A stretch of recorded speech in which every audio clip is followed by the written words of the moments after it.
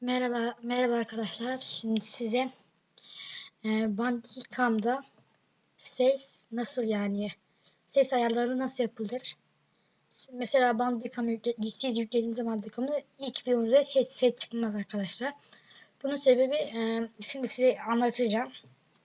Şimdi buradan böyle çıkıyor diyeceğim. Buradan böyle burada yazıyor. Genel var burada. Gelişmiş var. Gelişmişe basıyoruz. Video kayıt ayarları. Şöyle. Arkadaşlar normalde bu Windows 8.1'di şu an. Windows 8.1'di. Burada ise devre dışı önerilen devre dışı bu. Pardon, bu da Windows 8'di. .1'de. Ben ikisi kapalıydı yani. İkisinde ben mikrofon yaptım. Çok iyi ses çıkıyor çünkü. Ses çıkıyor yani, daha doğrusu diyelim. Bu böyle. İsterseniz bir de yaptıktan sonra mesela böyle Windows 8.1 mesela yaptıktan sonra böyle burası da böyleydi. Bunu da böyle yaptıktan sonra şöyle tıklayın, tamam. Sonra buradan arkadaşlar tamama basın.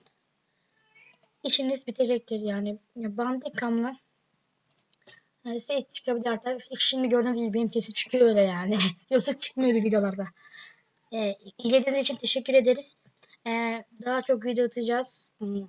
Oyun videosu GTA San Andreas'e başlayacağım. GTA Vice, GTA 4, GTA 5, WWE 2K15, PES 16. Her video çekeceğim arkadaşlar. Abone olmayı unutmayın. İyi günler.